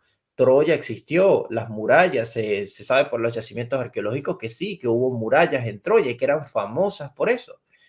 Eso lo que te muestra es que detrás del mito hay algo llamado mitema. Mitema es la base del mito. ¿Qué está hablando la base del mito? De algo constante, la guerra entre una nación y otra por algún motivo. Otro mitema famoso es el diluvio. Tú vas a encontrar miles de mitos a lo largo del mundo que hablan de un diluvio universal. ¿Ok? Ujú. Otro mito con un mitema recurrente es el Chaos Kampf. El Chaos Kampf es un término alemán que está hablando del caos, del término del caos primordial, donde hay un monstruo marino que trata de destruir a un dios que representa el orden. En este caso tenemos el caso de Marduk, que se enfrenta contra Tiamat, la guerra del caos. En la Biblia está lo mismo. En la Biblia está Yahvé contra el Leviatán. Entonces, Ujú. eso es Sí. un concepto mitológico que es un mitema, y ese mitema es común. El mitema plantea la idea de que del caos que existía en el principio surgió la vida. La vida surgió porque un Dios permitió que de ahí surgiera la vida. De hecho, cuando tú te vas a Génesis capítulo 1, es básicamente lo que está diciendo el texto, que Dios en 6 días sacó la vida del caos. Entonces, Claro. todos estos conceptos te están hablando de mitos, pero no necesariamente te están hablando de una mentira, te están hablando de algo que es muy importante, que es la base de tu historia, ¿ok? Formas Claro. de explicarlo, sí, pueden ser alegóricas o no, no es lo relevante, sino lo que te están tratando de contar. Por ejemplo, yo soy uno de los que piensa que varias partes del libro del Génesis, del 1 al 11, y eso lo piensa también el doctor Clifford, que esos primeros 11 capítulos están relatándote una memoria muy antigua conectada con Mesopotamia, de distintas partes. Claro, la Biblia cuenta su versión. En su versión, por ejemplo, el Etemenanki, que es la torre de Babel, fue construida por un rey llamado Nimrod, que era malo, era un prepotente. Mientras que en el mito mesopotámico, el Etemenanki fue construido por los Anunnaki, los dioses. Y bueno, sea, tú te das cuenta de que hay una especie de contrapujo ahí entre una versión y la otra, pero los dos están tratando de hablar de lo mismo, de la Torre de Babel que existió. ¿Me explico? Entonces, Exacto. el problema cuando la gente se acerca al concepto del mito es que piensa que le está llamando a la Biblia ficción y no, la Biblia te está contando una historia, pero te la está contando en un formato mitológico. Por ejemplo, hay un muy buen ejemplo en el libro de Josué. que es el ejemplo del sol, cuando el sol se detuvo en medio del cielo y la luna también. Y lo interesante es, acorde a uno de los profesores de la Escuela de Alejandría, eso lo han comentado varios académicos, que puede, uno de los postulados es que puede estarse refiriendo a un, ¿cómo se llama? Puede estarse refiriendo a un eclipse. Es una Sí, forma en la que explican un eclipse. Y es que varios eclipses en el mundo antiguo se explican en formato mitológico. Por ejemplo, cómo los egipcios explicaban el ciclo del sol y la luna. Bueno, básicamente que el dios Ra tenía un barco y ese barco surcaba el cielo y se ocultaba en el inframundo de un lado y salía victorioso en la mañana siguiente por el otro. Esa era la forma en la que ellos describían el ciclo del sol y la luna. Están ujú, diciendo lo mismo. O sea, para nosotros lo mismo. Sí, el sol sale por allá y se esconde por allá. Ah, bueno, pero ellos lo están diciendo en su lenguaje. Mentira no es. Simplemente te lo están explicando de una forma más práctica para ellos entenderlo. ¿Me explico? de esa manera. Ah, entiendo, muy interesante. Bueno, ya para ir terminando, una última pregunta es sobre toda la literatura que hay por fuera de la Biblia. Yo he tenido la oportunidad de leer una parte del libro de Enoch. Por ahí le estuve dando una ojeada al Apocalipsis de Abraham, que oí que lo mencionabas. Y así hay tanta literatura, por ejemplo, libros como el Evangelio de Tomás y todo eso que a veces genera tanta controversia o esto. He oído que hablas de Midrash y esto. Esa literatura, ¿qué tan confiable puede ser y hasta qué punto? Yo digo que nos ayuda a comprender muchas cosas también de la Biblia, de pasajes que son a veces muy complejos, que no le encuentro uno quizá alguna explicación, pero así brevemente, ¿qué podríamos decir de este otro tipo de literatura en qué nos ayuda? Bueno, a ver, yo tengo una norma general, la enseño a mis alumnos y es mi metodología de estudio. Yo tengo que acercarme a la literatura más cercana al contexto de la época. Es lo que me va a ayudar a entender la Biblia. Por ejemplo, yo quiero entender mucho del lenguaje que emplean los apóstoles y Jesucristo. Necesito leer los manuscritos del Mar Muerto y necesito leer la literatura del Segundo Templo, el libro de Enoch, sabiduría, todo eso. ¿Por qué? Porque es la literatura que ellos leían o es la literatura de la época. ¿Me explico? Y si te vas a la Biblia hebrea, te sorprenderá la cantidad de información útil que puedes sacar estudiando Ugarit, por ejemplo. Puedes estudiar también en Mesopotamia y Egipto si tú quieres, pero si estudias Ugarit, tienes una gran parte del trecho hecho. ¿Por qué? Porque te vas a dar cuenta de las similitudes a los términos, el lenguaje y todo ese asunto. Entonces, eso es importante. No puedes pasarle a uno por encima del otro. Es obligatorio si de verdad quieres acercarte honestamente al contexto. ¿Por qué? Porque cuando tú llegas al Nuevo Testamento y piensas que el Nuevo Testamento fue algo soplado por el Espíritu Santo de la nada, porque ese es el problema. Yo creo efectivamente en la inspiración bíblica. El problema es que no creo en una inspiración bíblica dictatorial. Creo en una inspiración bíblica contextual, que tiene contexto. ¿Ok?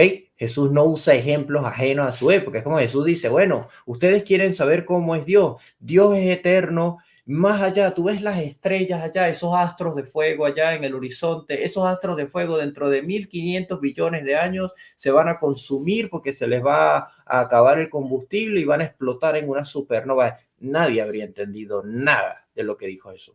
Nadie. He dicho, está Claro, hablando, está loco. ¿Me explico? Esos que son estas estrellas. Estrellas no son los dioses que están ahí arriba en el cielo, las estrellas, porque ellos piensan que las estrellas son dioses. Lo dice el Apocalipsis, lo dice el libro de Job. Entonces, no. Como también una persona que dice, no, bueno, pero es que Dios le pudo haber dicho que el planeta Tierra no era plano y era una esfera. Y digo, ¿qué importa? No, bueno, pero es que se los pudo haber dicho. Sí, pero ¿qué importa? Una persona de hace 4000 años, ¿qué le importa si existen agujeros negros o no? ¿Qué le importa si existe la física cuántica? No les importa. Dios se manifiesta a ellos de una forma simple para ellos. Dios es un Dios que ellos piensan que vive en una montaña. Hace sentido, una montaña está más cerca del cielo. No saben que es una nave espacial. No les interesa si llega al cielo o no, si hay algo más allá. Piensan que Dios está lejos o que vive bajo el mar. O sea, donde no puedo vivir yo porque no puedo respirar o me muero de frío, ahí debe vivir Dios, alejado de los humanos. ¿Me explico? Entonces, en ese exacto. sentido, es donde tú te das cuenta de que el contexto es importante porque entiendes. Cuando tú te vas a la literatura del Segundo Templo, Entiéndase la literatura del Segundo Templo, todo aquello que está en los 400 años de silencio, supuestamente, entre Malaquías y el Nuevo Testamento. La realidad es que toda la literatura que está ahí es importante porque es donde se empiezan a hacer desarrollos teológicos a distintas ideas. Por ejemplo, el libro de Enoch es uno de los libros más importantes que tú tienes que estudiar si quieres entender el concepto escatológico del Nuevo Testamento. ¿Ok? Yo, por ejemplo, que sigo muy de cerca los trabajos de un autor cristiano buenísimo del libro de Apocalipsis, este libro que ven acá, fue el regalo de Navidad de mi madre, me encantó. Es Apocalipsis, un comentario más breve del doctor Gregory K. Bale. Ese comentario, él es un ministro presbiteriano de la Iglesia Ortodoxa, excelente, simplemente excelente. Y la realidad es que el doctor G.K. Bell, ese es el comentario más breve y es un tocho así, porque el original es así. O sea, pero no, o sea, yo lo quiero tener, pero es que la verdad es que me voy a romper la espalda si lo tengo que traer desde Edimburgo. Pero sí, es más grueso que la enciclopedia del doctor Tom Wright. Si lo agrego ya, no sé, no tengo, quito que de dónde lo acomodo. Pero de que encuentro un espacio para ese libro. Vale la pena. Ajá. Pero tú estudias solamente Apocalipsis, él tiene el comentario solamente del libro de Apocalipsis. Solamente del libro de Apocalipsis tienes que recurrir a por lo menos más de 10 fuentes extrabíblicas. ¿Por qué? Porque el libro de Apocalipsis utiliza demasiada literatura importante, escatológica. Tú me hablaste del Apocalipsis de Abraham, él es importante, él también lo cita, el Apocalipsis de Abraham. Puede citar los rollos de Qumran, puede citar el 11Q13, que es el fragmento de Melquisedec, puede citar el libro de Enoch. ¿Qué sucede? Tú no tienes, yo por lo menos, yo considero que la Biblia tenía un canon muy grande en el siglo I, que realmente no tenía un canon como tal, eso es anacrónico, no hay canon en la Biblia por ahí hasta el siglo XVII más o menos. Hubo distintos grupos de libros, sí, 27 libros del Nuevo Testamento fue lo más estable, pero en la Biblia hebrea no. En la Biblia hebrea te encuentras con que la Septuaginta tenía muchos más libros, te encuentras con que la versión siríaca también, te encuentras con que la Biblia etíope incluía el libro de Jubileos y el libro de Enoch, y así sucesivamente. Por lo menos yo actualmente tengo la colección de los 54 apócrifos de la Literal Standard Version, muy buena, y con ella más o menos puedo estudiar algunos pasajes que me parecen complicados, pero no necesariamente cuando tú lees la literatura del Segundo Templo la tienes que tomar como inspirada si tú quieres. Si no quieres, no lo hagas. O sea, yo por lo menos la considero importante y Importante. sí autoritativa. Como la inspirada escritura, bueno, sí, a ese punto sí, porque puedo considerar que Dios, que el Espíritu Santo, usó ideas de esos libros que necesitaba en el Nuevo Testamento para entenderse. Jesús dice, por ejemplo, ustedes serán arrojados, cuando habla de los impíos, ustedes serán arrojados al fuego eterno preparado para el diablo y sus ángeles. Eso lo dice muchas veces en los evangelios cuando habla del juicio final. Ahora, ¿por qué preparado para el diablo y sus ángeles? Si ninguna parte en la Biblia hebrea dice, por ningún lado en el Viejo Testamento dice que el infierno, que la Gehenna, pues el lago de fuego, fue creado para el diablo y sus ángeles. ¿De dónde Jesús está sacando esa idea? La está sacando del libro de Enoch, porque es el libro de Enoch donde dice que ese es el destino final de los vigilantes, que son dioses. Entonces, Ah, te das interesante. cuenta de que Jesús usa ideas puntuales de esta literatura para explicar un concepto escatológico que él está aplicando, que él está intuyendo ahí. ¿Me explico? O sea, la literatura Exacto. del templo es importante, te pone en el Y el contexto. libro de Enoch se menciona en el Nuevo Testamento, Judas, que sabemos pues Bueno, que... Judas cita el libro de Enoch, cita el testamento de Moisés, la epístola a los hebreos cita el libro de sabiduría varias veces, cita el Apocalipsis, cita los testamentos de los patriarcas, durante las epístolas de Pablo se citan ideas de Qumran, por ejemplo, Pablo dice qué concordia hay entre Jesús y Belial, entre Cristo y Belial. Belial es un nombre que no está, o sea, aparece en la Biblia hebrea como un sustantivo descriptivo para algunas cosas, pero es la literatura del Segundo Templo la que dice que Belial es un Satanás. Y Pablo está Mm, usando esa idea para explicar un concepto. O sea, en todo el Nuevo Testamento, todo el tiempo citan literatura del Segundo Templo, todo el tiempo. claro, muy interesante. Y ya libros como el Evangelio de Tomás, el Apócrifo que de María y esto, que son más como gnósticos, ¿qué Eh, dirías? bueno, ahí sí, yo sigo algo y esto le puede ser muy útil a tu audiencia o a quien vea este video, este podcast. Existen Ujú. los apócrifos del canon ortodoxo. ¿Y qué es los apócrifos del canon ortodoxo o qué son los apócrifos ortodoxos? Básicamente, los apócrifos ortodoxos son toda la literatura del Segundo Templo que no llegó después del Nuevo Testamento, después del canon del Nuevo Testamento. O sea, tú puedes incluir ahí, si tú quieres, el Pastor de Hermas, la Didaje, si tú quieres, incluir esos. Pero lo que es gnosticismo, eso es del siglo III después de Cristo. Eso es mucho tiempo después, es como 200, casi 300 años después. Y el problema Ah, con el gnosticismo es que el gnosticismo no es literatura judía y no coincide con el Nuevo Testamento. Solamente cita claro, ideas, pero choca todo el tiempo. El gnosticismo es otra choca cosa. mucho, Yo con el sí. gnosticismo siempre he dicho que hay una línea. Lo gnóstico va para allá. Lo que es Sí. literatura del Segundo Templo, eso es literatura judía que se conocía en la versión de la Septuaginta, que se conocía en los primeros códices importantes del cristianismo, pero que no alcanzaron. Los textos gnósticos nunca estuvieron incluidos en ningún canon del Nuevo Testamento, nunca. Entonces, en ese sentido, puedes hacer una distinción considerable. Sí, se pueden citar algunas ideas por alguno, pero es que los textos gnósticos se ve su redacción es muy tardía. Entonces, es tan tardía Sí, que yo no vale la creo. pena. Por ejemplo, segunda y tercera de Enoch no son libros del Segundo Templo, son libros judíos, pero son de literatura mística judía. ¿Por qué? Porque ya Mm, distinguen demasiado de Primera de Enoch, que es el libro de Enoch que cita el Nuevo Testamento. claro, interesantísimo, muchas gracias. Bueno, y ahora sí, para finalizar, agradecerte mucho de verdad, hermano, por el tiempo, por esa sabiduría que has alcanzado, gracias a Dios. De verdad, muchísimas gracias por el espacio, por tomarte el tiempo. ¿Y qué último consejo le darías a quienes escuchen? Porque muchas personas que empiezan en estos estudios y esto lastimosamente, tengo amigos o bueno, que eran amigos, incluso algunos que empiezan por este tema de ciencias bíblicas, de la crítica textual y todo esto y empiezan a desviarse.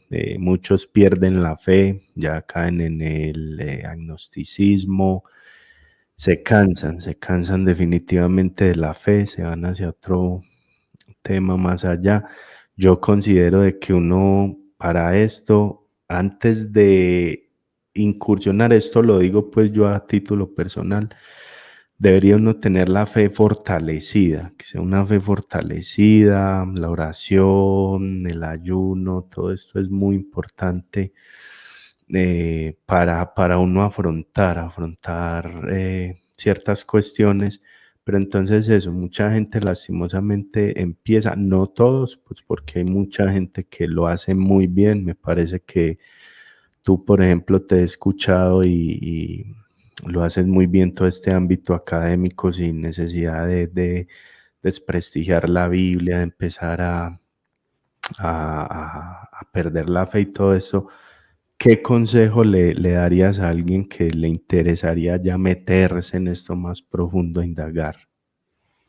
Yo uso mucho una analogía, que es la analogía del buzo, ¿ok? Esa gente que se quiere meter a nadar en el mar y ajá, yo, por ejemplo, yo sufro de talasofobia, a mí me da miedo cuando no sé qué hay en el agua, no me gusta meterme, yo cuando nado, A mí nado con también. snorkel. Y bueno, a mí no me gustan los ríos, por ejemplo, los ríos me da miedo, yo le tengo más confianza al mar, porque al menos el mar, sabes, la corriente siempre es la misma. Ahora, el dato Sí, está en que hay gente que literalmente, cuando se habla de ciencias bíblicas, sobre todo porque la gente le tiene una especie de estigma a esto y los ateos se agarran mucho de eso. No, las ciencias bíblicas son herramientas disponibles para ateos, agnósticos, cristianos, judíos, musulmanes. El que quiera usarla es una herramienta. Un martillo lo agarra cualquiera. Ahora, un martillo te puede servir para poner un cuadro, te puede servir para acabar con una pared.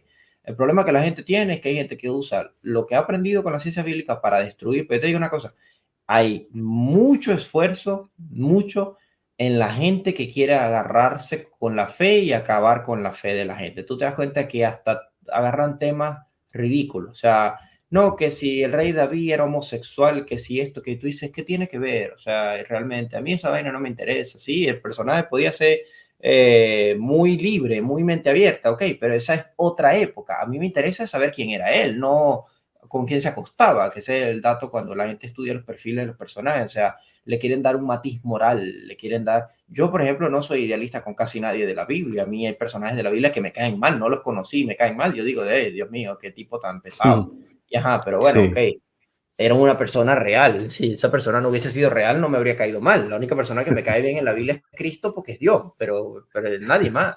Entonces, claro. la realidad cuando tú te vas al matiz bíblico es entender que es agua, agua, agua, agua profunda. Entonces, cuando tú te metes con las ciencias bíblicas, cuando tú te metes con la teología seria, académica, porque esa es la teología que yo manejo, la teología bíblica académica. ¿Qué tiene que ver con académico? Académico es que la base de mi fuente, de mi investigación, es el trabajo de personas que también han tenido una base de fuente, una investigación. No es que esto me lo inventé yo. Ay, Jesús Mendoza ahorita sacó locuras de la cabeza. No, te puedo dar más de 30 nombres ahorita que me vengan a la mente de personas que piensan lo que yo he propuesto, que han dicho lo que yo he propuesto, que han hablado del tema. Concilio Divino tienes al doctor Mark Smith, tienes a la doctora Margaret Barker, Charles Kinsey, Andre Orlov, Harold Hanna, Michael Heiser. ¿Quieres hablar de la Trinidad? Tienes a Michael Bird, Craig Evans, tienes a Larry Hurtado, tienes la tesis de los dos poderes en el cielo, muchos más. ¿Quieres hablar de la historia bíblica? Ya mencioné a Richard Elliot Friedman, Jay Clifford, puedes irte también por Emmanuel Top, si quieres meterte en crítica textual del Nuevo Testamento, vete por Bruce Metzger. O sea, te puedo hablar de textos, de títulos y de libros que tarde o temprano vas a llegar a un punto. Vas a llegar acá, manéjate con ellos. Yo, por ejemplo, tengo una preferencia a los eruditos cristianos porque a diferencia de los ateos no dan por sentados las cosas. Es una cosa que a mí me da rabia del ateísmo académico. Es demasiado, esto es así y listo. El cristiano puede darle oportunidad a la posibilidad y bueno, y si tal vez sí, tal vez no. No es Exacto. tan cerrado. En ese sentido, por ejemplo, yo recomiendo muchísimo más los trabajos de Tom Wright, por ejemplo, o de Michael Bird, o de John Dominic Crossan, o cualquiera de ellos, antes que Bart Ehrman, aunque le tengo mucho respeto al doctor Ehrman y sé que es un gran crítico textual, pero es es muy extremista con sus planteamientos, porque como es ateo, Extremista. yo siento Ujú. que habla desde el prejuicio, y a mí no me interesa leer prejuiciados, a mí me interesa leer algo útil. Entonces, y sobre todo que me deje una enseñanza, ¿no? Claro. Entonces, cuando nos vamos al caso de la Biblia, la gente tiene que saber que es agua profunda, es mucha agua profunda. Si tú no sabes nadar, no te metas en el agua profunda. Métete poquito Exacto. a poco, métete con unos snorkel, cuando sepas que te vas a meter. Yo sí sé. Mira, en el agua profunda, para que la gente entienda este aspecto, que es lo que sucede muchas veces con los que terminan siendo agnósticos, de eso, te metes en agua profunda, te vas a la parte negra y te ahogas. Es muy oscuro. ¿Ok? Porque Muy hay cosas que oscuro. no son 100% claras, hay otras que sí son muy claras, que te puedes quedar arriba y no pasa nada. Estás viendo el mar igualmente. El mar no es solamente lo hondo, el mar es todo. Entonces, si tú me dices a mí acá que te interesa el Jesús histórico, pero nunca estudias a un planteamiento del Cristo, del perfil cristológico, de la cristología angelomorfa, de los dos poderes en el cielo, de la devoción del cristianismo primitivo, difícilmente conociste a Cristo. Que Jesús histórico es uno de los perfiles. ¿Me explico? Ujú. Entonces, esas son las cosas en las que yo le digo a la gente, no pienses que por meterte muy hondo sabes nadar. ¿Ok? Eh, Ve Buena poquitico a poco, analogía. vete poquitico a poco, ok, vete con alguien que te pueda guiar o vete con lo que te sientas confiado. Yo me voy con lo que me siento confiado. Voy primero por donde pasaron los escritores cristianos. También considero escritores agnósticos. A mí me gustan mucho las tesis del doctor Antonio Piñero, que por cierto lo conozco, el doctor Antonio Piñero, lo hemos tenido en la Escuela de Alejandría. Me encanta, es un gran filólogo, pero hay cosas en las que me doy cuenta que no es muy bueno. Tengo autores judíos que me gustan mucho, me encanta Giza Vermes, yo sigo muy de cerca los trabajos de Giza Vermes y ahí voy, Adolfo Royman también. Hay cosas en las que ni Adolfo ni Giza Vermes me convencen, pero hay otras en las que sí. Entonces, lo importante es eso. ¿Cómo me siento cómodo nadando? Bueno, con unos snorkels que son cómodos, con un tanque acá, no sé qué, una linterna. Ah, bueno, me voy a meter en agua profunda, me gustaría tener una mejor linterna, esta es muy chiquita, me voy a buscar una más grande. Entonces, eso es prepararse para lo que tú te quieres meter. ¿Te quieres meter con el tema del concilio divino? Okay, que eso es hondo. Por favor, ve poco a poco, porque ese es Poco el a poco. problema. Esta gente se mete ahí, leyeron un libro de quien sea y de Bar Ehrman. Te estrellaste, exacto. Lees un libro del doctor Herman y de una vez, no, esto es pura mentira, y al doctor Herman le han hecho muchas respuestas, muchas contestaciones otros eruditos, y que no los lees porque no quisiste, pero ahí está la refutación, y de varios. Entonces yo te pregunto, Claro, ¿te vas a quedar viendo un solo ángulo de las cosas? ¿Ah? ¿Me explico? excelente. Y como decía Pablo, desechar lo malo, retener lo bueno. Esa es una manera también de ir por este camino. Muy interesante, Jesús. Dios te bendiga. Te agradezco mucho la disponibilidad y interesantísimo. Muchísimas, Amén, Jimmy. muchísimas gracias por la Muchas gracias, oportunidad. hermano. Dios te No, bendiga. gracias a ti. Fue un honor haber compartido contigo este rato. Creo que las preguntas que has hecho son preguntas, vamos a decir, legítimas. El mundo cristiano tiene que acercarse a este tipo de cosas. Y yo te digo una cosa, aquí a título personal, el cristianismo tiene dos enemigos. Y te lo digo yo que lo sé, tiene dos enemigos. Uno de los enemigos es el ateísmo antiteísta, este ateísmo que se regodea en romperle la fe a la gente. Yo no entiendo si un ateo, si Dios no existe, ¿por qué te importa tanto lo que crea la gente? Vive tu vida feliz. Yo conozco ateos que Sí, son felices, que son mis amigos, que yo hablo con ellos, que no son, me preguntan cosas de la Biblia, se las explico, les encanta, excelente, qué interesante, no estoy muy de acuerdo con este punto, son ateos, solo quieren aprender, solo quieren hablar conmigo, me respetan y yo los respeto y ellos me quieren y yo los quiero. Ahora, están los ateos que sí es casi una secta que lo que quieren es acabar con el cristianismo. Ese tipo de ateísmo es uno de los enemigos del cristianismo. El otro enemigo del cristianismo es el cristianismo fundamentalista. ¿Ok? Que lamentablemente fundamentalista. tengo que señalarlo. ¿Por qué? Porque es un cristianismo que su intención es mantener ignorante a la gente. Realmente no quiere aceptar que hay base de todo esto que se está diciendo, que se puede creer en la Biblia de esta forma, con solidez. Pues yo soy uno que cree que tú puedes leer la Biblia con criterio, entendiéndola, entendiendo su contexto, no juzgando los libros de la Biblia, entendiendo el matiz, todo. Por ejemplo, esos comentarios que ves allí, que son de muchos colores, esos que ves allá atrás, todos esos. Sí. Mi colección no está completa, poco a poco voy comprando más, lo que pasa es que son caros. Es mi colección del World Biblical Commentary. Es el comentario bíblico de la editorial World, lo que pasa es que al final fue adquirida por Sondervan. Ese comentario es un comentario académico protestante dirigido a la comunidad evangélica de los mejores del mundo. Es un comentario Sí, básicamente para evangélicos. Es un comentario que tiene crítica textual, cita de libros apócrifos, contextual, mitos ugaríticos, comparaciones textuales, explicaciones, notas exegéticas y hermenéutica. Es uno de los comentarios más completos del mundo. Y es un comentario cristiano. ¿Me explico? ujú, Así tienen sí, que estudiar los cristianos. Los cristianos no pueden seguir pensando que solamente se estudia domingo y último sin que... Aquí hay un comentario más sencillo, el comentario del doctor Gregory Bell de Apocalipsis es más sencillo, más práctico, pero sigue siendo duro, ¿eh? Cuando lo estudias, dice, uy, wow, interesante.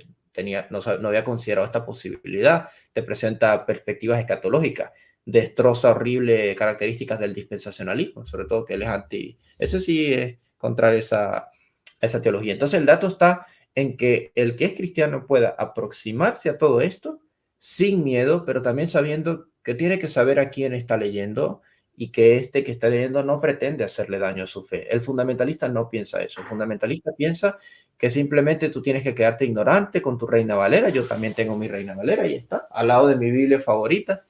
Y la realidad es sí, que yo puedo leer cualquiera de estas Biblias y no voy a dejar de pensar que todas tienen la palabra de Dios. Todas. Simplemente excelente. entiendo que todas tuvieron un desarrollo distinto, un canon distinto, una perspectiva distinta, pero todas se supone, si creemos en el Espíritu Santo y si creemos en la inspiración bíblica, tienen una única intención que es presentarnos la vida, la muerte, la resurrección y la venida de nuestro Dios. Entonces, bueno, empecemos a Claro que tomarnos sí. eso en serio y dejar de tenerle miedo y bueno, a estos dos enemigos del cristianismo hacernos a un lado, porque ser ignorante no es sano y Ujú. ser enemigo de la creencia de los demás tampoco. Créanme que son personas muy infelices. Así es. Y ¿qué tus redes, que nos puedes, sabemos pues de que eres profesor en la escuela de Alessandría, em, ¿cómo son las redes? ¿Cómo te buscan todo tu material? A mí me pueden encontrar en general en la página, el Instagram, el WhatsApp, perdón, el Instagram, el canal de YouTube y el canal de Telegram tienen el mismo nombre, Escuela de Alejandría, pero Alexandría con X. Eso, Alexa. Escuela Pero de eso, Alexandría con X, no con J. Escuela de Alexandría. Yo tengo mi propio canal que se llama El Profesor Yoso. El problema es que es un canal que no lo he iniciado como tal. Mi intención es hacer allí, ¿cómo se dice? Reacciones y explicaciones a las historias de algunas películas cristianas, como El Príncipe de Egipto, Noé, y además como me gustan los cómics y las figuritas de Marvel y de DC, pues hablar un poquito de ese asunto. Y si me excelente. quieren encontrar a mí personalmente, bueno, pueden conectarse con mi canal del profesor Joshua o pueden irse al canal de Telegram, aunque el canal es más que nada divulgativo, pero también hay un canal que se llama el profesor Joshua. Sí. Y nada, cualquier cosa, si tú quieres, para que sea más fácil, cuando subas esto, te dejo mis datos para que tú los compartas junto al video, ¿te parece? Ah, perfecto. Excelente, me parece. Así será. Bueno, Jesús, Dios te bendiga. Muchas Amén. gracias, hermano. Un Feliz placer. resto de noche. Placer. Vale, mi Gracias. hermano, un saludo. Hasta luego. Gracias.